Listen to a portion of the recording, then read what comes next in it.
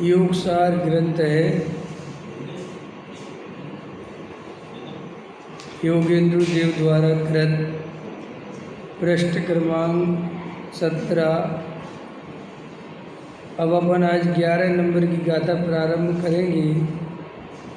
देखो क्या कहते हैं। देहा द्योजे पर कैया तेया पाणुना होइम, युजाड़ विड़ो जीवतहु अपा अप मुड़ेम। देहादि पर जिन भर कहें ना हो सके वे, ये जान कर तू मान ले निज आत्मा को। क्या कहते हैं, ज्ञानी पर को आत्मा नहीं मानता है। आत्मा माने मैं। आत्मा का अर्थ होता है वास्तव में मैं। समझ में आया? तो मैं कौन हूँ? तो क्या कहते हैं, शरीर आदि अपने आत्मा से भिन्न कही गई हैं। अपनी आत्मा से भिन्न कही गई माने अपने से भिन्न कही गई। वह भाषा ऐसी होती है। आत्मा और मैं अलग अलग चीज़ नहीं है। मैं ही आत्मा हूँ और इस शरीर आदि मेरे से भिन्न द्रव्य हैं, भिन्न पदार्थ हैं। शरीर आदि अपने आत्मा से भिन्न कही गई हैं। वे पदार्थ आत्मा नहीं हो सकते, वह उन रूप आत्मा नहीं हो सकता, अर्थात आत्मा के नहीं हो सकते। ऐसा समझकर हे जीव, तू आत्मा को पहचान, यथार्थ आत्मा का बोध कर। बहुत ही कम शब्दों में सार ही सार भर दिया है। शुभाशुभ भाव, व्यवहार, आचरण, क्रिया, देह, वाणी, मन, ये सब ज्ञान मूर्ति चैतन्य सूर्य के आत्मा से भिन्न हैं। जो पदार्थ कहे गए हैं वे आत्मा नहीं हो सकते, वे तो अनात्मा हैं। उन्हें बहिरात्मा अपना मानता है। ठीक है ना। देखो क्या कहते हैं, शरीर आदि अपने आत्मा से भिन्न कहे गए हैं। वे पदार्थ आत्मा नहीं हो सकते, वह उन रूप आत्मा नहीं हो सकता, अर्थात आत्मा के नहीं हो सकते। ऐसा समझकर हे जीव, तू आत्मा को पहचान, यथार्थ आत्मा का बोध कर।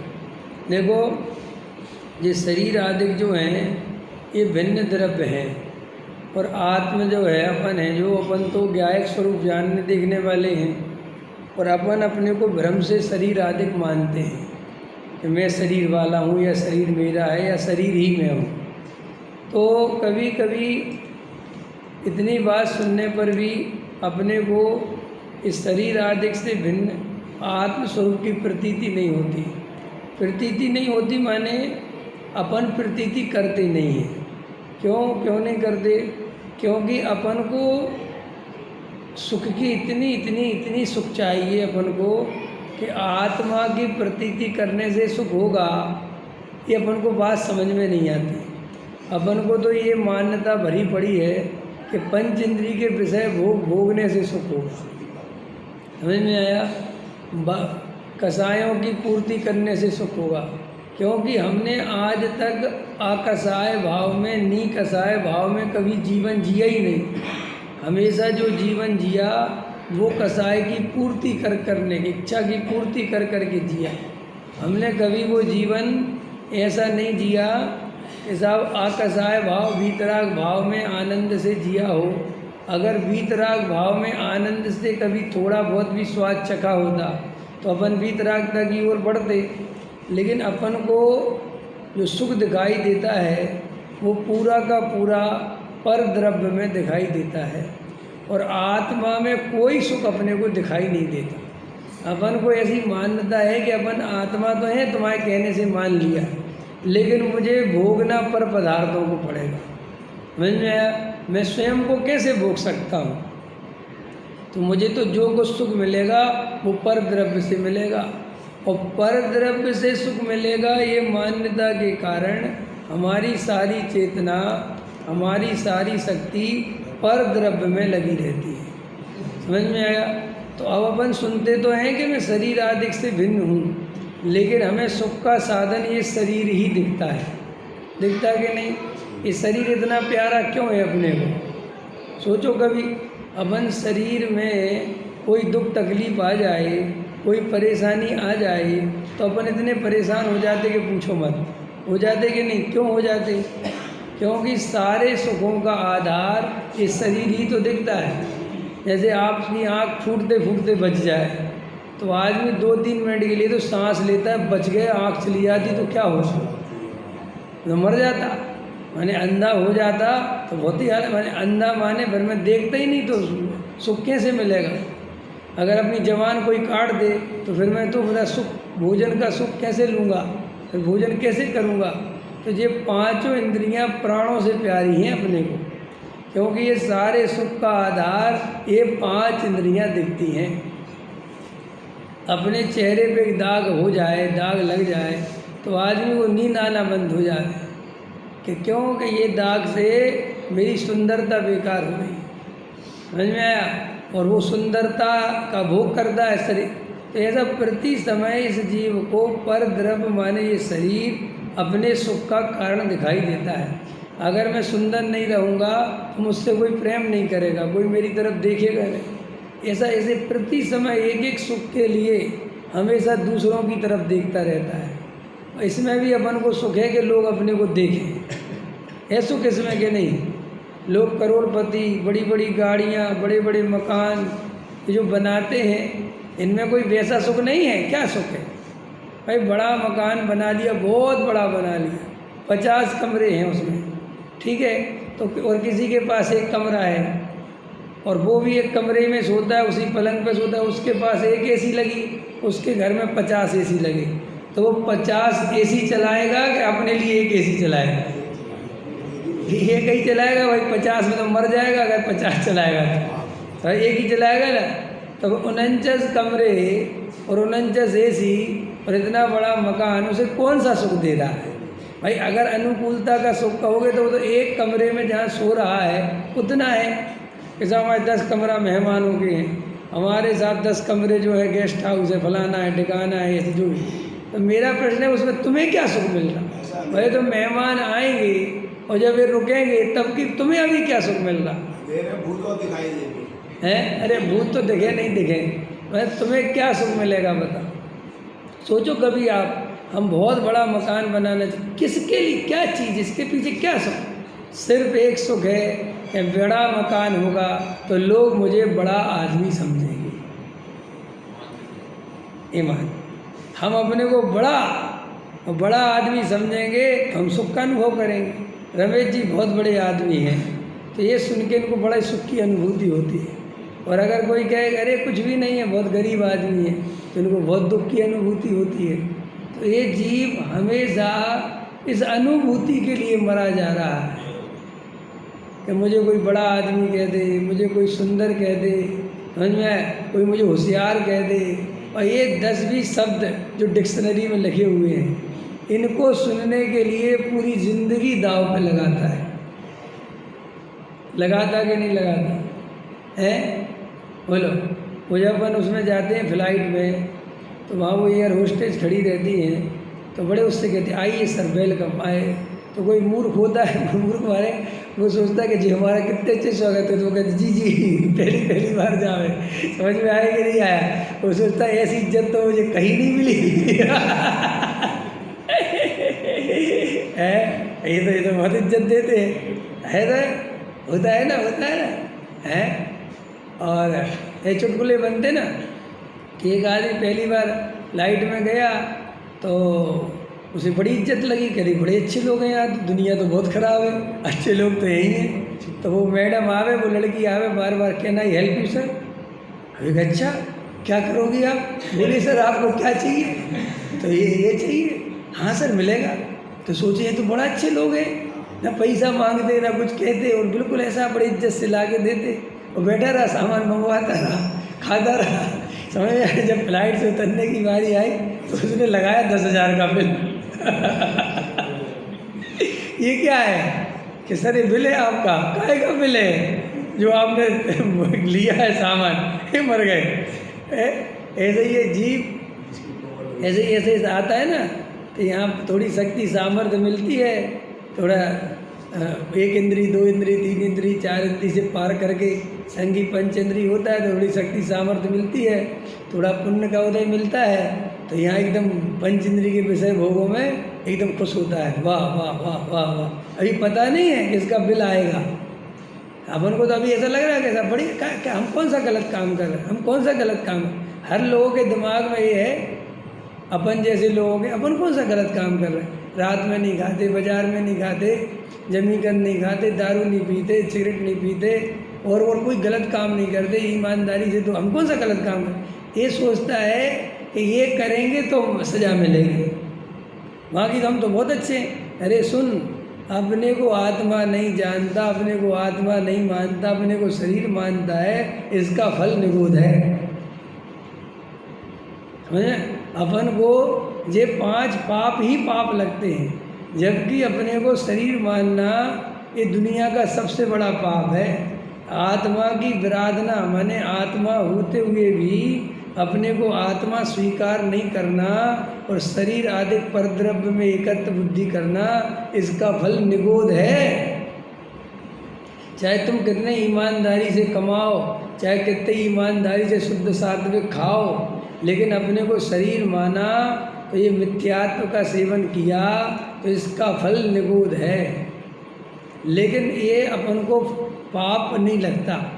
तो जैसे वो सोचता है कि लोग कितना स्वागत कर रहे, कितना लोग मुझे देखो प्रशंसा दे रहे, बहुत अच्छा, लेकिन आचार्य कहते हैं इसका फल तू जो मज़ा ले रहा है, अभी इसका बिल आएगा, तुझे अभी पता नहीं है 4 गति कितनी खतरनाक है।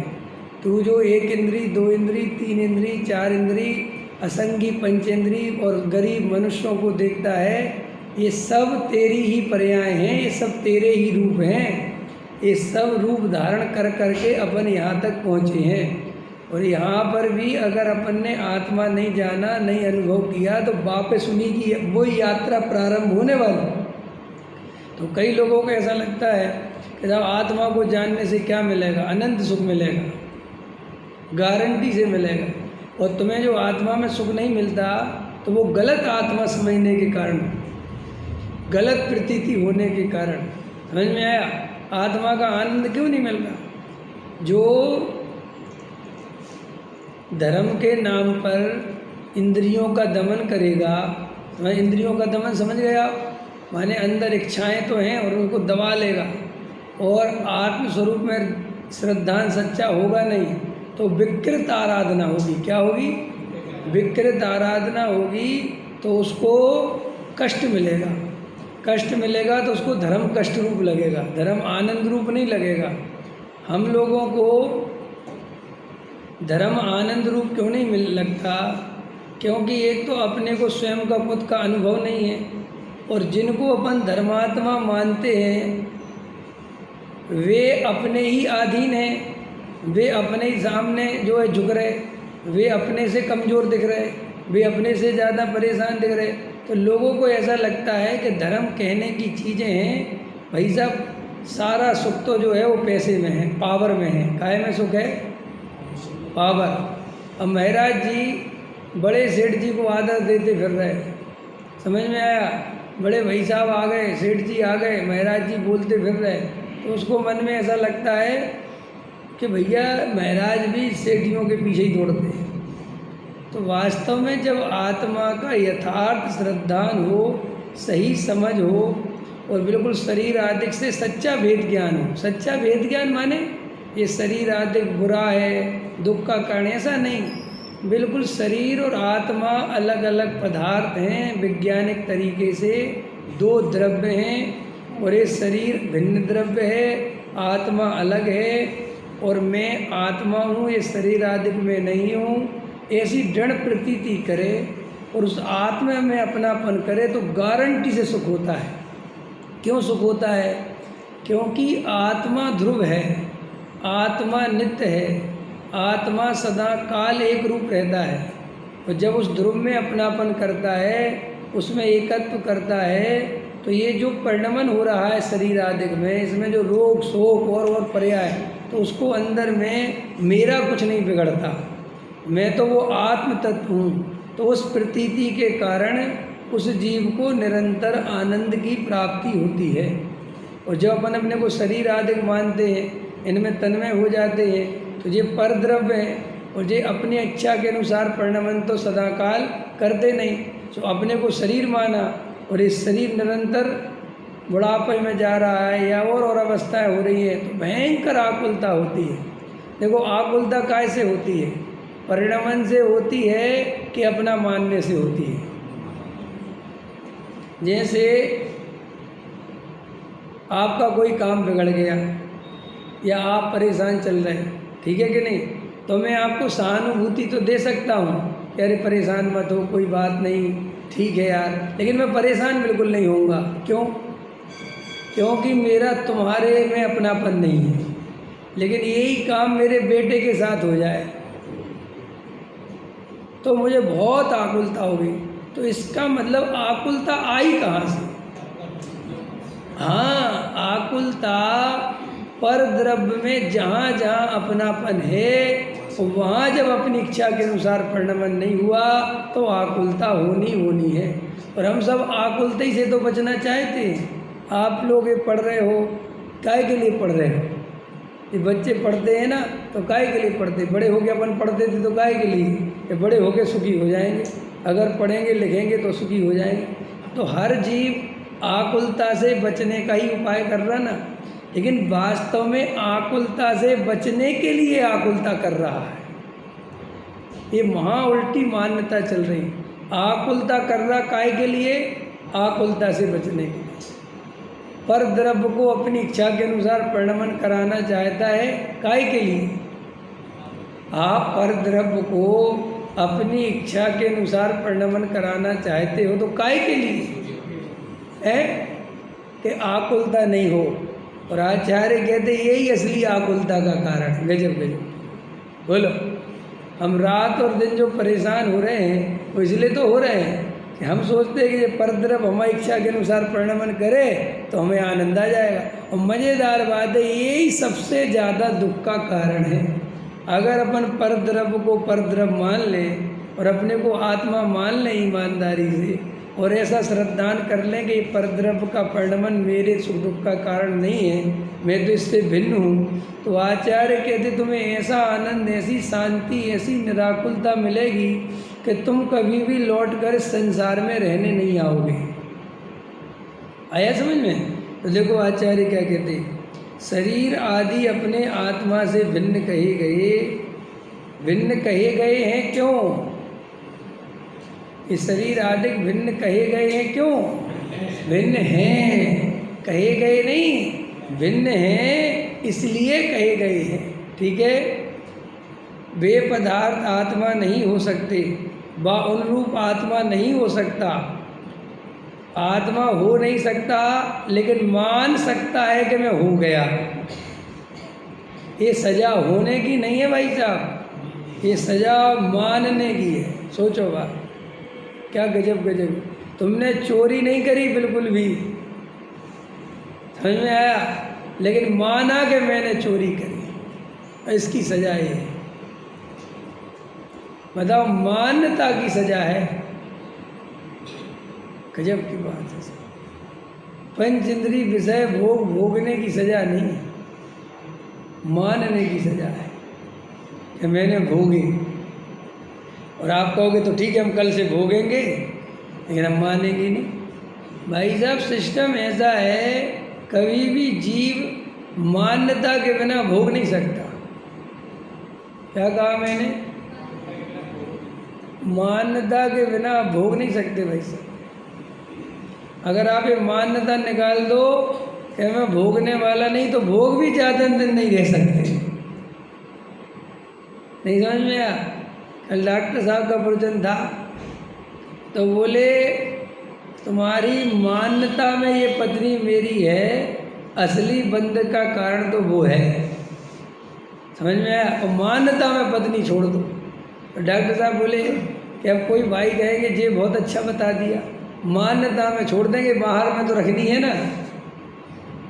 कि भैया तुम्हें पता नहीं है, मान्यता के कारण टिकी हुई है।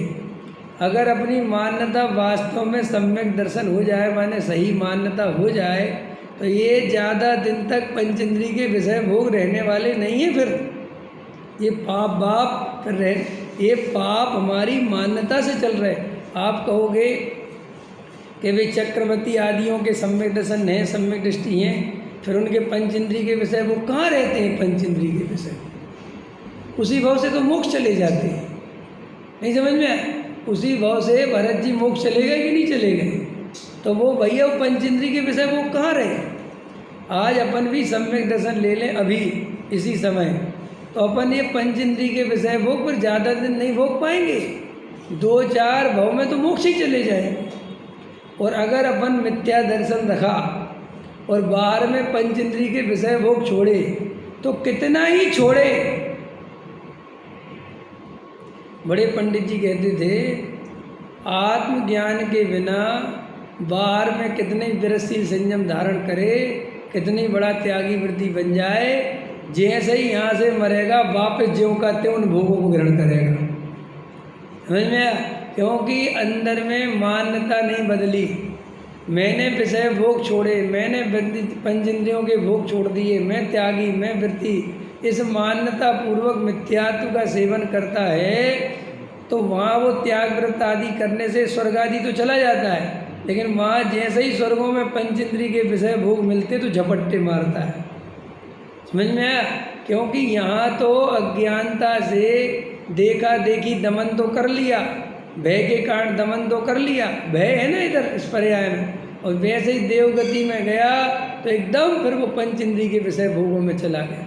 तो देव एक इंद्रिय हो गया फिर, तो वो मिथ्यात्व वैरी का अंश इतना बुरा है कि अगर अपन मिथ्यात्व रखे रहेंगे और बाहर में कितने ही त्याग व्रत करते रहेंगे और मर के स्वर्ग भी जाएंगे, तो भी उसका फल मिथ्यात्व का निगोद लेके जाएगा। इसीलिए आचार्य कहते हैं कि तुम ये मान्यता छोड़ दो, तो लोगों को लगता इनके धर्म में तो मान्यता छोड़ दो बाकी सब कुछ करो। अरे भाई साहब, वो मान्यता से ही सब कुछ चल रहा है। सुभाष जी, मान्यता छोड़ दो कि घर मेरा है, कि ठीक है घर में रहें, तो मान्यता छोड़ देते, छोड़ के तो देखो मैं भोजन नहीं करता, स्वीकार करके देखो, ऐसा लगेगा श्रद्धा बार बार कहेगी ये तो धोखा देने की बात है। कहेगी कि नहीं कहेगी? और जो कमज़ोर स्वाध्यायी हैं वे तो कहते ही हैं इन सोनगढ़ियों का धर्म बहुत अच्छा है, खाओ पियो मज़े करो और आत्मा को शुद्ध कहते चलो। समझ में आएगी नहीं? बस शुद्ध कहो, बस एक तरफ दूसरे तरफ का करता धरता नहीं है, और ये मंदिर भी बनाते रहते हैं, प्रचार प्रसार भी करते रहते हैं और कहते रहते हैं एक तरफ दूसरी तरफ का करता धरता। जगत को ये बात गले नहीं उतर सकती। हमें तो ना जाने कैसे उतर गई, ये आश्चर्य की बात है। इससे पता चलता है कि ये बात पुरुषार्थ की नहीं है, ये बात भवितव्यता की है। हाँ, भवितव्यता की है, बिल्कुल। मैं इसे लिख के ले लो, कोई पुरुषार्थ नहीं है। जिस जीव की भवितव्यता आ गई, योग्यता आ गई, काललब्धि आ गई, होनहार भली है, उसको ही ये बात गले उतरती। बाकी चाहे कितने घोड़े दौड़ा लो तुम। मैंने भाई साहब ऐसे लोग देखे क्या, रोज ही मिलते हैं, उसमें क्या दम है। बेचारे व्रत, शील, संयम, क्रिया कांड इतना कर रहे, सुनना ध्यान से बहुत, और बहुत मंद कसाई हैं, ठीक है, और इसी मंदिर में आते हैं मोक्षु वाले, समझे, फिर भी उनके अंदर से एक द्रव्य दूसरे द्रव्य का करता धरता नहीं है, ये मान्यता नहीं निकलती। क्रिया कांड से धर्म नहीं होता, ये उन्हें किसी कीमत पे स्वीकार नहीं हो पाता। चाहे 25 साल से स्वाध्याय करते हो, और बहुत मंद कसा है, मैं कह रहा हूँ, लेकिन अंदर में वो ये मान्यता बनी रहती है कि व्रत, शील, संयम तो बहुत जरूरी है, क्रिया तो करनी पड़ेगी, पूजा पाठ भक्ति तो करनी पड़ेगी भाई साहब, इसके बिना काम नहीं चलेगा, निर्वृत्ति तो लेनी पड़ेगी। ये बिल्कुल उनकी मान्यता बनी हुई है, और पढ़ते समय सार हैं। तो क्या हुआ कि वो गले नहीं उतरी बात, समझ में आया? तो आपको लगता है आपके सामने भरत जी खड़े कर दिए जाएं तो आप उन्हें कभी भी सम्यक दृष्टि नहीं मान सकते। रामचंद्र जी आपके सामने खड़े कर दिए जाएं, आप सम्यक दृष्टि नहीं मान सकते। अभी आप और हम इसलिए मानते हैं कि वे शास्त्रों में उनका सम्यक दृष्टि है ये लिखा है, और वे उसी भाव से मोक्ष चले गए, तो अपन को लगता है कि सम्यक दृष्टि है। अगर वे अब जैसे देखो, उनके बारे में तो तुम्हें पता है, लेकिन वर्तमान में हम सामान्य जीव को सम्यक दृष्टि मान पाते हैं क्या? घर गृहस्थी में रहने वाला आदमी बिल्कुल नेचुरल जैसा सामान्य ग्रस्त होता है, उसे हम सम्यक दृष्टि मान पाते हैं क्या? मान के चलो, उदाहरण दे रहा हूँ, अन्यथा नहीं लेना। आप किसी को, जैसे मान चलो मुझे सम्यक दृष्टि मान लो, तो मेरा आधार भी तुम्हारा सम्यसन मानने का पता क्या होगा? मेरा क्षोभ संज्ञान। पंडित साहब का ज्ञान बहुत है भाई साहब, सम्यक दृष्टि होनी चाहिए। एक तो ये आधार है, अथवा क्रिया कांड हो, त्याग व्रत हो, भैया ये तो ज्ञानी हो, तो अधिकतर तो ज्ञान पर क्रिया भारी पड़ती है। माने तुम मुझे 100 में से 10 नंबर दोगे, समझ में आया, लेकिन अगर कोई क्रिया कांडी है तो उसे तुम 90 नंबर दोगे, 95 नंबर दोगे। क्योंकि ये बात अपन को समझ में नहीं आती कि मैं पंचेंद्रिय के विषय भोगों में सुख नहीं मानूं और उनको भोग करूं। नहीं समझ में आया? मैं भोजन करूं और मैं ये मानूं कि मैं भोजन नहीं करता। आया समझ में कि नहीं? अच्छा, आप लोग भोजन करते कि नहीं करते? बोलो बच्चे, कौन करता है भोजन? आत्मा करता है कि शरीर? सच में? सच में शरीर करता है भोजन? आपको पता है ये क्यों नहीं होती प्रतीति? ये प्रतीति इसलिए नहीं होती कि अपने अंदर श्रद्धान में तो मैं शरीर हूँ, ये मान्यता भरी पड़ी। अब शरीर हूँ और शरीर भोजन कर रहा, तो ये बात कैसे समझ में आए कि मैं भोजन नहीं करता? आप समझ रहे? राग देश का कर्ता जीव नहीं है, राग देश जीव में नहीं है। अपने शास्त्रों के आधार से पढ़ तो लेते हैं, लेकिन अंदर ही अंदर ये राग देश मैं कर रहा हूँ और ये राग देश मेरे हैं और मैं रागी देशी हूँ, अनुभूति ये चलती रहती है। तो भैया एक बात समझ में नहीं आता, जब तुम सुबह स्वाध्याय में ये सुन के आए कि राग देश मेरे नहीं, मैं राग देश का करता नहीं, ये सब आपने पढ़ा सुना और आपने हाँ में भरी कि हाँ बिल्कुल ठीक, और मैं तो ज्ञानमयी चैतन्य। फिर आपको अनुभूति राग की क्यों होती है, चैतन्य की क्यों नहीं होती? आया समझ में कि नहीं आया? क्या कह रहा हूँ भाई? हम प्रवचन सुन के जाते हैं, ये राग आदि भाव मेरे नहीं, मैं इनका करता धरता नहीं, ये मेरे स्वरूप में नहीं, ये सब सुनने पर भी हमें अनुभूति राग देश की क्यों होती है? भोजन करने वाला मैं नहीं, लेकिन जब भोजन करने बैठते हैं तो भोजन मैं कर रहा हूँ, ये अनुभूति क्यों होती है? बताओ क्यों होती है?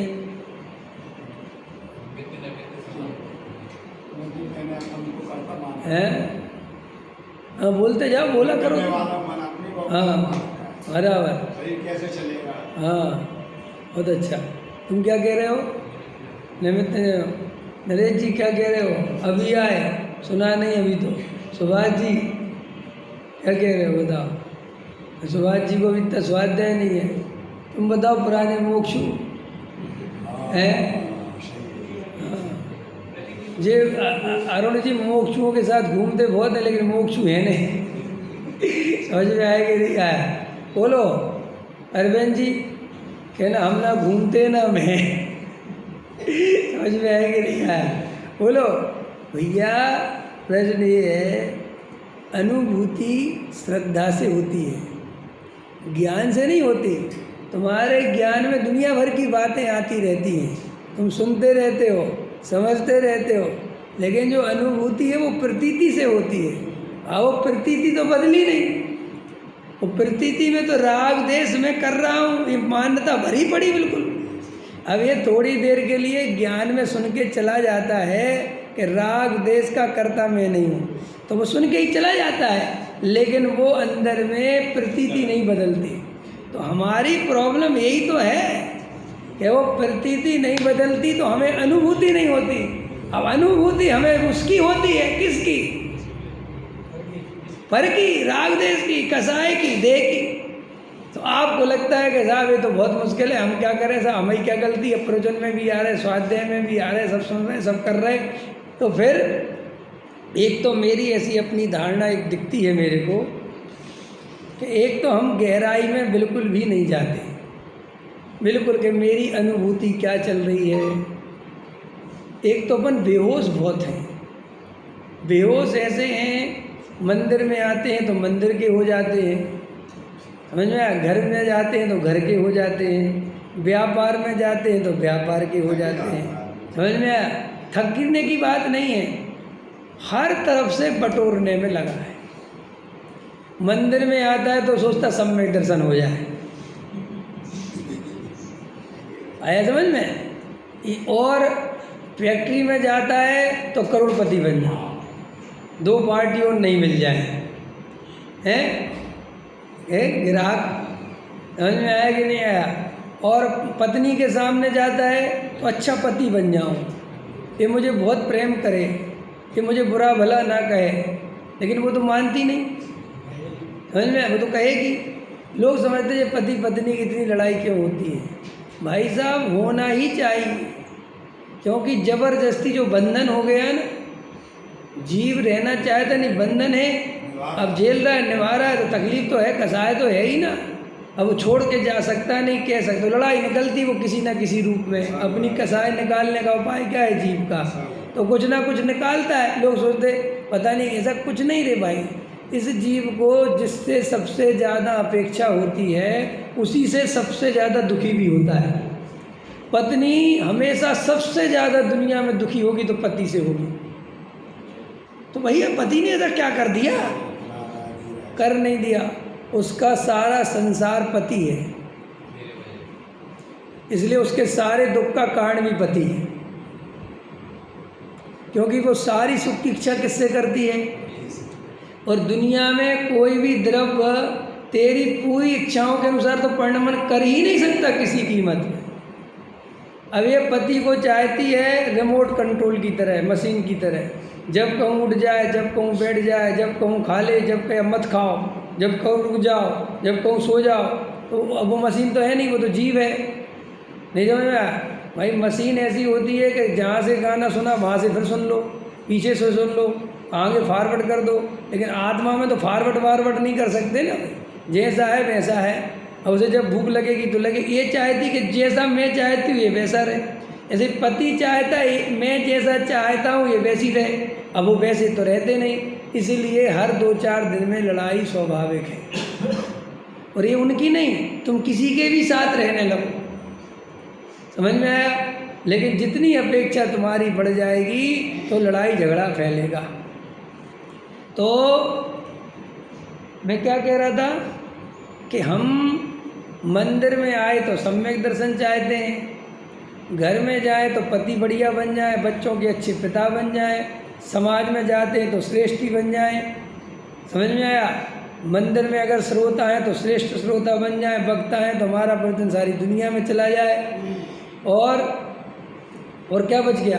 व्यापार में जाए तो पैसा बच जाए। तो ऐसा सब जगह झपट्टे मारता है। क्या मारता है? जैसे वो लिखा ना शास्त्रों में, पतंगा झपट्टे मारता है। वो 5 इंद्रियों के विषय समझाए ना, मछली आटे के चक्कर में कांटे में फंस जाती है। तो वो तो उसमें ऐसा लिखा है, बहुत अच्छा लिखा है कि ये तो एक इंद्री की वासना के कारण इनकी दुर्गति हुई, और हे मनुष्य तेरी तो 5 इंद्रियां ऐसी तड़फड़ा रही हैं। ऐसा समझाया? समझ में? मछली 1 इंद्री, वो 2 इंद्री, समझ आया ना? कि भाई उस पतंगा उस पर लाइटिंग के चक्कर में मरने को थे, और हमारी तो 5 इंद्रियां, पानी भी चाहिए, फिर ठंडा भी चाहिए, फिर कलर्ड भी चाहिए, फिर एसी के साथ चाहिए, फिर पिलाने वाली चाहिए। समझ में आया? अब बोलो इतनी 5 इंद्रियों की गुलामी जो कर रहा है उसे नरक निगोद में धक्के खाने पड़ेंगे कि नहीं खाने पड़ेंगे?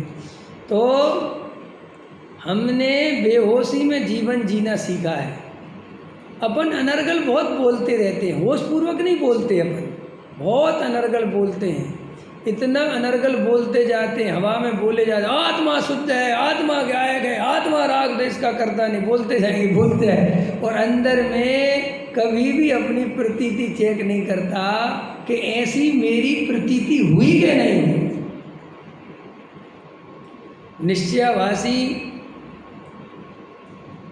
कैसा है? निश्चयाभासी जो निश्चय की बातें करता है और अनुभूति केवल पर्याय की करता है। समझ में आया? जिसकी दृष्टि पर्याय पर है और बातें ज्ञायक की।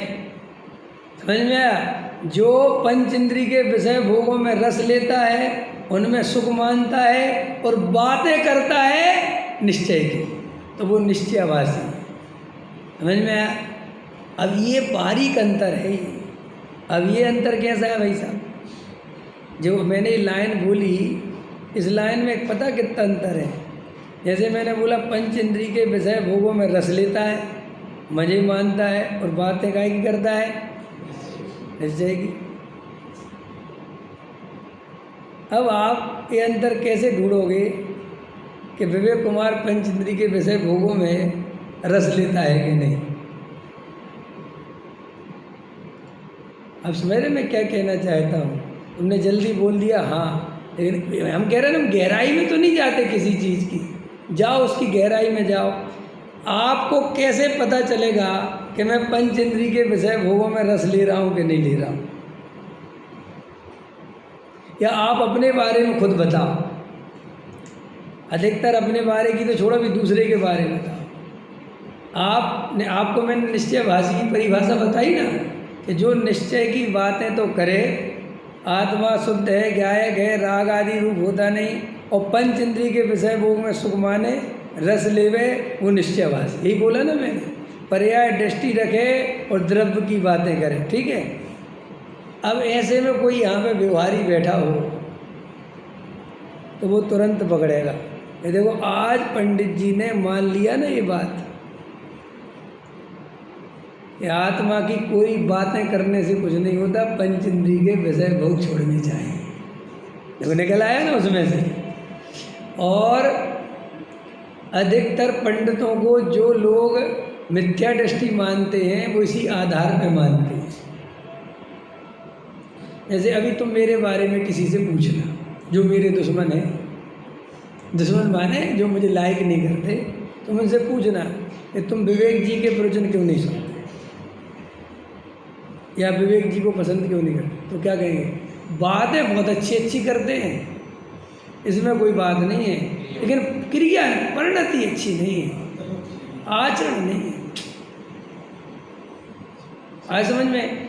मैंने वो उसकी जो अंदर मान्यता है वो यही मान्यता है कि हमारे अंदर अगर पंचेंद्रिय के विषय भोग में सुख बुद्धि निकल गई तो हम भोग क्यों रहे? आया समझ में? और कम से कम मर्यादा तो करो ही, कुछ तो कम को चलो ठीक है भाई, रोटी खाना मत छोड़ो, लेकिन कम से कम एक बार तो खाओ, एक बार की तो छोड़ो, उबला हुआ पानी तो पियो, है? ये तड़का वाली दाल की जगह पतली दाल तो खाओ कम से कम। ये क्या है ये सब बात है? आत्मा की करते हैं वो खाने पीने देखो, पहनना ओढ़ना देखो, घूमना फिरना, वो उसकी समस्या ही है जीव की। इसलिए वो ये बात नहीं समझ पाता कि आत्मा को शुद्ध माने और पंच इंद्रिय के विषय भोग ना छोड़े, ये बात नहीं हो सकती।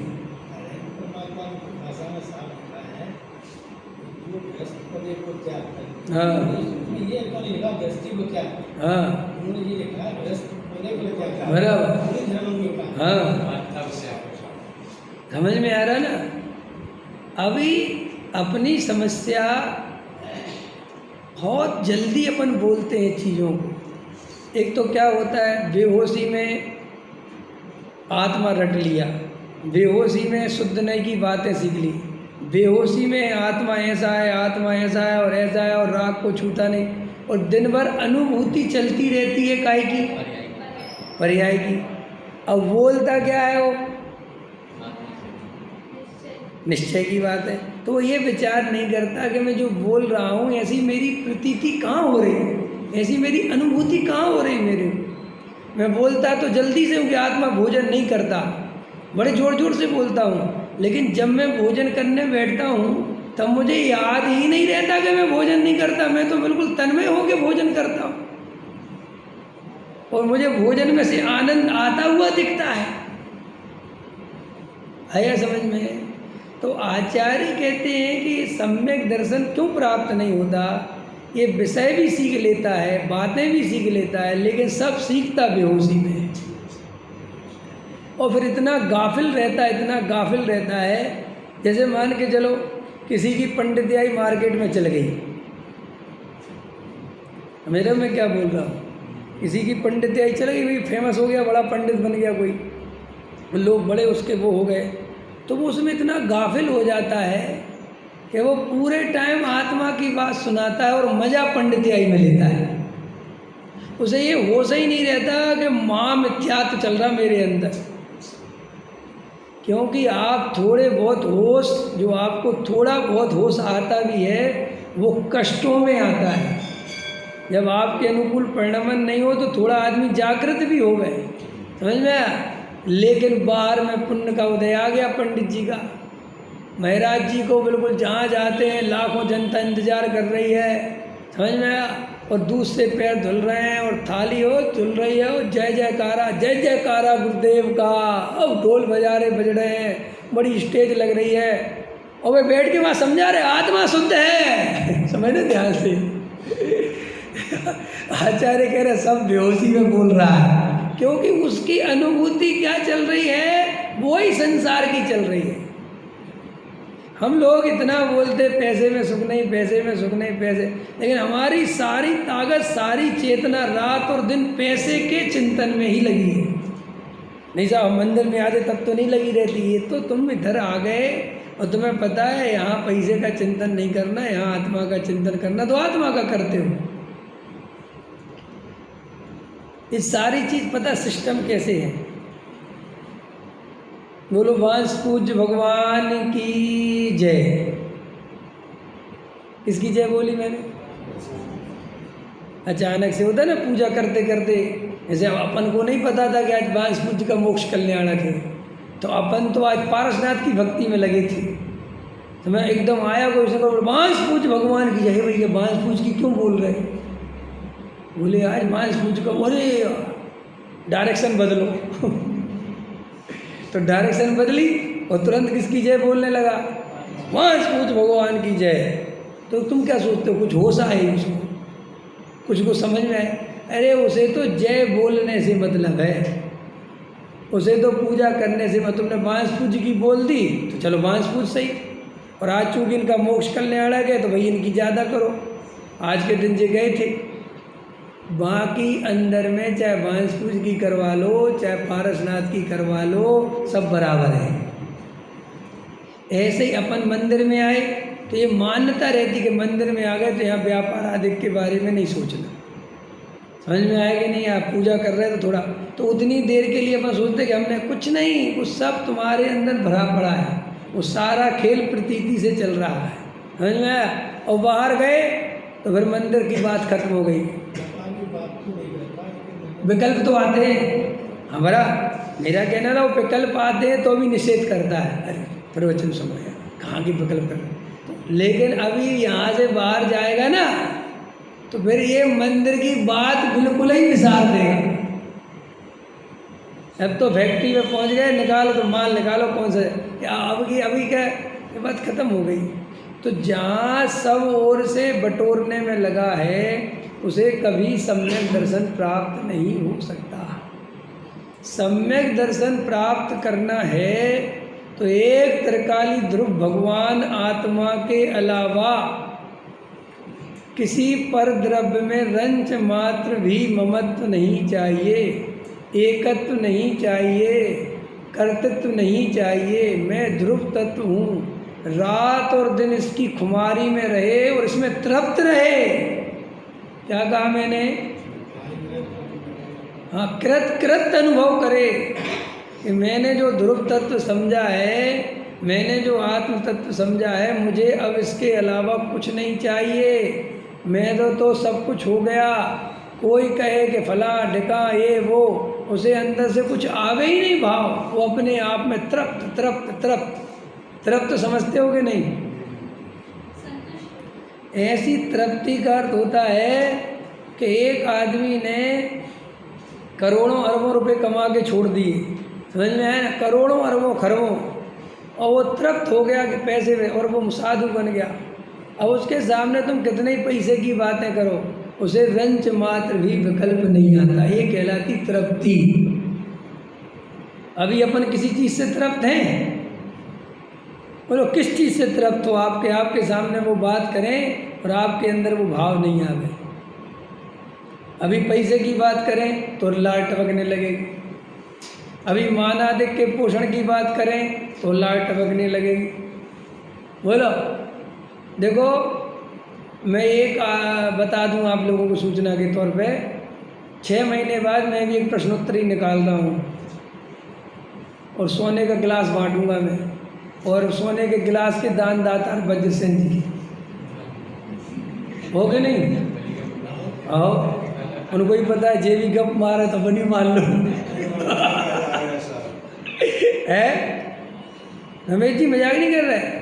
हाँ, होली के बाद जो अष्टांग का होली के साथ आदि ना, अष्टांग का फागुन अष्टांग का, उसमें अपन ये काम करेंगे। ठीक है? अब देखो, अब मैं इतना कह के अगर चुप हो जाऊँ ना, भाई साहब अभी बिल्कुल मेरे पास फ़ोन पे फ़ोन, पंडित साहब सोने का गिलास कितने ग्राम का होगा? ये तो आपने बताया ही। और पंडित जी काय की प्रशोक्ति निकालोगे, 6 डाला की कि समय सार की कि शराब का चार की? क्योंकि समय सार वालों की तो निकल गई, शराब का चार की पहले निकल गई थी। आप कौन से निकालोगे? मैं गोमट सार की निकालूँ। गोमट सार बचा है कि निकल गई उसकी? है आयुग सार की निकालें, और निकालो, करो सब करो। तो देखो, तुम कहीं पर भी तृप्त नहीं हो, हर जगह झपट्टे मारते हो। भाई साहब, मैं भी वहाँ गया था हिमाचल में। भाई साहब एक साधु मिले थे मेरे को, बहुत गजब के थे, ज्ञानी थे, बिल्कुल आत्मा में डूबे रहते थे। कहाँ? अभी है क्या? चलो हमें ले चलो। हर जगह मुंह बाएं खड़े हो, कुछ भी चर्चा करो, बोलो भाई साहब पैसे कमाने की बात, भाई साहब जगह बहुत सस्ती मिल रही, वहाँ पर अभी नए फ्लैट बन रहे, पता है आपको? कहाँ बन रहे हैं? कहीं बन रहे हैं कि नहीं बन रहे हैं? जहाँ ही बन रहे हैं सकरजी में, जेवर में। अच्छा जेवर, भाई साहब 10 लाख रुपए में मिल रहा 200 स्क्वायर फुट, 2000 स्क्वायर फुट का। हाँ और भाई साहब आने वाले समय में वो गारंटी से 50 लाख का हो जाएगा। है अरे वो तो, अरे यार कि साहब वो आत्मा शुद्ध है, अरे वो तो ठीक है यार, ये भी तो जरूरी है, गृहस्थ जीवन है। वो 1 मिनट में हर जगह वो आतरक्त होके बैठा है। और एक बात उसकी नहीं है, धर्म में भी बहुत आतरक्ति है, क्रिया में बढ़ाना चाहता है। कोई बता दे इसमें इतना, हाँ ये भी छोड़ो, ये नियम, ऐसे नियम, कोई कहे ये लौंग मत चढ़ा करो, अच्छा ये भी नियम, जो जो जहाँ जहाँ जैसे बताते जाओ, हर जगह रेस लगाता है, हर जगह आगे निकलना है, हम पीछे ना रह जाएं, हम पीछे ना रह जाएं, हाँ हमें भी सीखना है, हमें भी ये करना है। भैया आजकल प्राकृत सीख रहे हैं, बहुत अच्छी, हमारे 50 लोग प्राकृत सीखे, हमें भी प्राकृत सीखना है, हमें भी ब्राह्मी लिपि सीखना है। जहाँ देखो वहीं बिल्कुल कहीं नहीं कहता कि हमें कुछ नहीं करना, कहीं पर ऐसी तृप्ति का भाव नहीं आता कि मैं हूँ अपने में परिपूर्ण, पर की मुझ में कुछ गंध नहीं है, अपर्याप्त ही पर्याप्त, मुझे कुछ नहीं, कि नहीं साहब कुछ नया सीख लो, मुझे कुछ नहीं सीखना। समझ में आया? मैं सीखने वाला तत्व नहीं हूँ, समझ में आया? मैं सीखता बीखता नहीं हूँ, मैं तो सदा काल ध्रुव अचल अनुपम ध्रुव तत्व हूँ। मेरे में कोई कुछ कमी नहीं, मेरे में कोई होना जाना नहीं, मैं तो जैसा हूँ सदा काल वैसा ही हूँ। भाई साहब जिसकी मुक्ति होनी हो उससे बात करो, मैं तो मुक्त स्वरूप ही हूँ। क्या? मैं तो मुक्त स्वरूप ही हूँ। कि साहब बंधन से मुक्ति मिलेगी ये मेरे लिए गाली है, मैं कभी बंधा ही नहीं। आया ऐसा दृष्टि का जोर, ऐसा ध्रुव का जोर बातों में नहीं, बातों में तो तुम जोर देना सीखते हो, वो अंदर तुम्हारे द्रव्य परिणति में दिखना चाहिए। तो मैं क्या समझा रहा था, अब नहीं समझा रहा, कल समझाऊंगा। क्या कि वो जो निश्चयाभासी वाली बात है ना, वो अपने को समझ में नहीं आती कि विषय भोग भोगने भी हैं और उनमें सुख नहीं मानना, ये बात अपने गले नहीं उतरती। तो लोगों के दिमाग में यही रहता है कि आत्मा की चर्चा तो करते हो, चर्या तो नहीं करते। और चर्या माने क्या? वो विरसशील संयम आदि। तो देखो ये मिथ्यात्व मिटता क्यों नहीं? क्योंकि त्रिकाली ध्रुव भगवान आत्मा परम अकर्ता ज्ञायक तत्व है, वो ये जड़ की क्रिया कर ही नहीं सकता। मान्यता तो ये चाहिए थी है, और वो तो आत्मा को समझते समझते ये मान्यता डेवलप कर रहा है कि क्रिया करना बहुत जरूरी है। तो उसके मिथ्यात्व कभी जाएगा ही नहीं। कल कोई कह रहा था, ध्यान ही नहीं आ रहा मेरे, कोई एक बात बोलने लगे, क्या बात थी? बोले साहब जड़ की क्रिया का कर्ता तो हम नहीं मानते अपने को, इतना स्थूल नहीं है हमारे अंदर। समझ में आए? तो हमें पता है।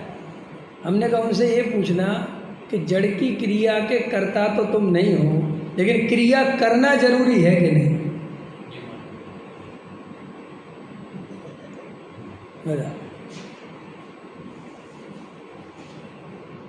बोलो शोभित जी की मम्मी बता, क्रिया जरूरी है कि नहीं? करनी चाहिए कि नहीं करनी चाहिए? हैं? अरे नहीं करना चाहिए। अरे ये नहीं करना चाहिए भी कर्तृत्व है, नहीं करना चाहिए भी कर्तृत्व है। नहीं करना चाहिए माने तुम नहीं कर सकते। अरे भाई जड़ की क्रिया करनी चाहिए और नहीं करनी चाहिए उत्तर ही नहीं है। वो तो अपनी योग्यता के अनुसार होनी होती है तो होती है, और नहीं होनी होती तो नहीं होती। तो फिर नियम लेने चाहिए कि नहीं लेने चाहिए? क्या बोलो? सोचो। आत्मा परम करता है ना, तो नियम लेने चाहिए कि नहीं लेने चाहिए?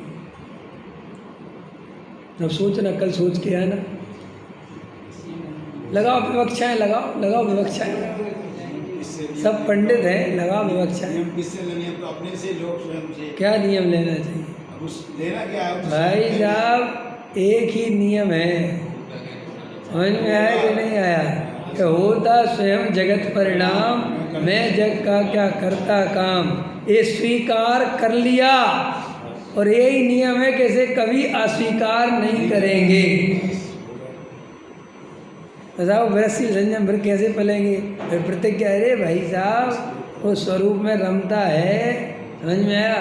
तो वो कहने में आता है कि उसने नियम लिया, नियम के कारण राग नहीं आता, ऐसा नहीं समझना।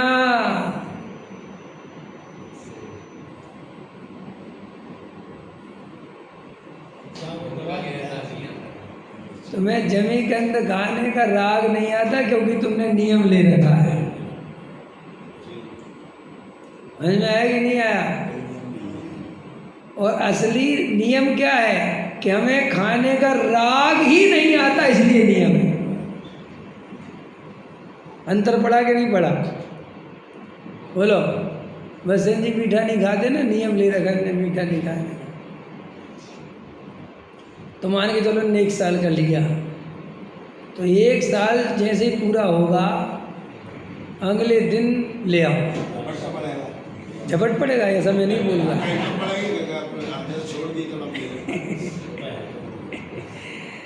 आया समझ में? 1 साल तक मैंने नियम ले रखा है, तो दबा रख, बस। ये 10 लक्षण पूरे होते ना, लोग ऐसी आज़ादी का अनुभव करते हैं जैसे भारत देश आज़ाद हो गया। अगले दिन मैंने देखा भाई साहब, लोग 14 की रात को ही कहने लगते कल क्या बनाओगे? कि कल वही बनाओगे मूंग की दाल। अरे दिमाग खराब हो गया क्या? अब हो तो गए 10 लक्षण पूरे। अरे कुछ अच्छा बनाओ, कल तो मंगोड़े पकोड़े बनाओ भैया, है कल तो सब्जी वब्जी बनाओ। क्या तो जी देखो 10 लक्षण आ गए, इसलिए नियम है, इसलिए नहीं खाना। समझ में आया? ये सब ढकोसले हैं, कुछ काम के नहीं, जब कुछ नहीं होगा। फिर आप कहोगे साहब आप ऐसा बोलते, देखो हमने 1000 दफ़े बोला, समाज ऐसे ही चलेगा, सिस्टम ऐसे ही चलेगा, व्यवहार ऐसे ही चलेगा। कि 10 लक्षण आ गए, कुछ तो नियम ले लो, शर्म खाओ। ये सब व्यवहार है, ये चलेगा, चलना ही चाहिए, क्योंकि समाज में नैतिकता बहुत ज़रूरी है, और नैतिकता डंडे के जोर पे ही आती है।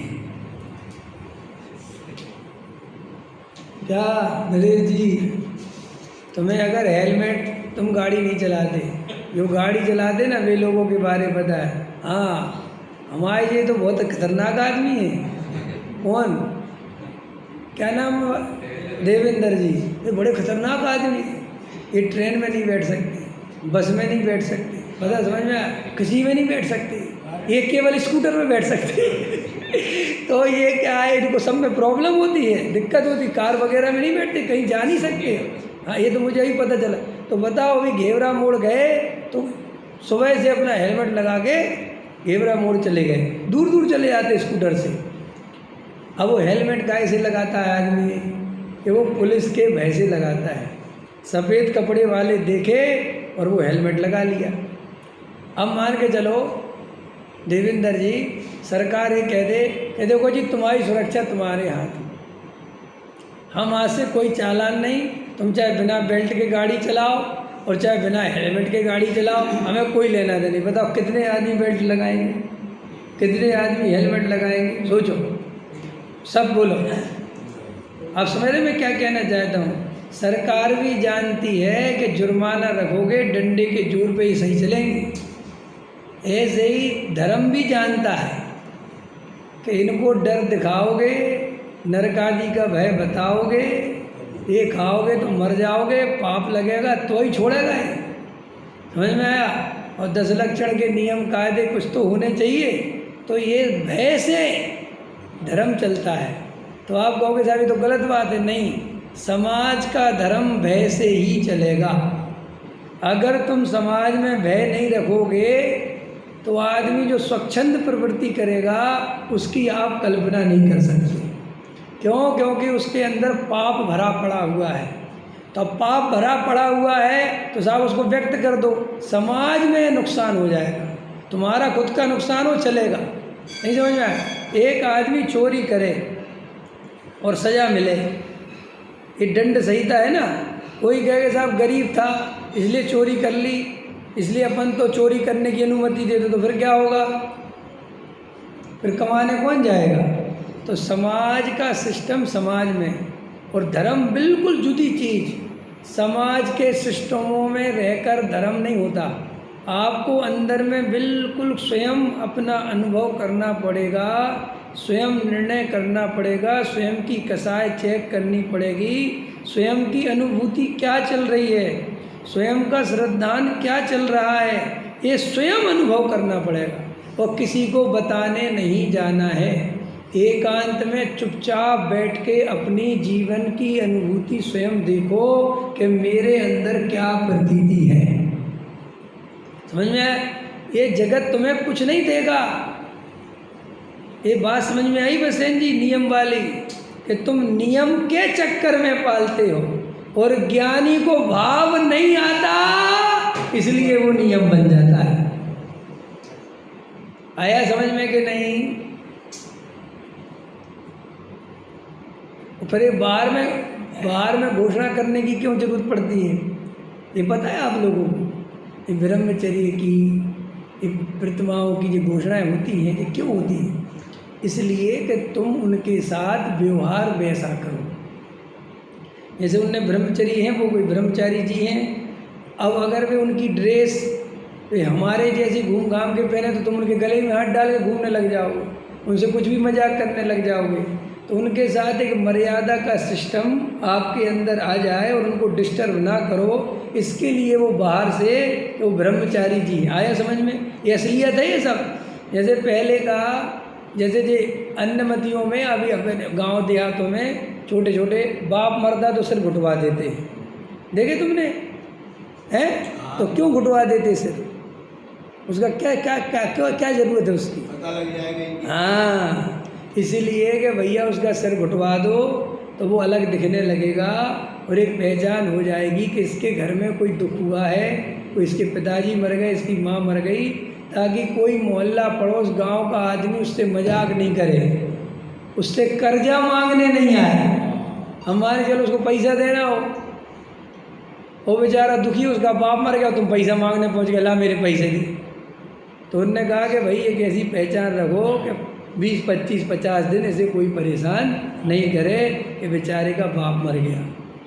ये सब सिस्टम है जो अपन सोचते कि पागलपन नहीं, उस समय उनको जो समझ में। अब आजकल शहर में मर जाता है कोई कुछ नहीं कराते, एक नहीं कराता आदमी, कराता है तो लोग कहते आज की पीढ़ी ने परंपराएं छोड़ दी। अब उन परंपराओं की जरूरत ही नहीं बची, शहर में कोई किसी को जानता ही नहीं समझ में आया? और शहर का आदमी ऐसा, बाप मरे सो कोई मरे सो, उस शहर वाले पे टाइम ही नहीं है। 3 दिन में, अभी पहले कितने दिन में होती थी ये खारी बारी? 13 दिन लगते थे पूरे। अब आज हमारे एक मित्र का फ़ोन आया, उनके कोई जानने वाले मित्र के कोई पिताजी वगैरह ख़त्म हो गए, तो उनने सोचा कि भाई परसों तक होगा। वे परसों बेचारे ट्रेन की टिकट विकट करके पहुँचे, उनने तो एक ही दिन में सब निपटा दिया। अबे पहुँचे तो वे खुद दुकान खोल के बैठे, वे अपनी दुकान बंद करके आए और वे अपनी दुकान खोल के बैठे। तो उनने कहा इनसे क्या हुआ? बोले तो सब निपट गया, तुमने बहुत देर कर दी, अब क्या करें परंपराओं का? तो भैया ये तो सब ज़रूरत होती है तो बनाई जाती है, और ज़रूरत नहीं होती तो मिटा दी जाती, और मिटा देना ही चाहिए। समझ में आया? वर्तमान के द्रव्य क्षेत्र काल भाव की मर्यादा को देखते हुए जो आवश्यक है उसे रखना चाहिए, जो अनावश्यक है, जो उस समय ज़रूरत थी और आज नहीं है, उसे बिल्कुल छोड़ देना चाहिए। सहजानंदी सोद स्वरूप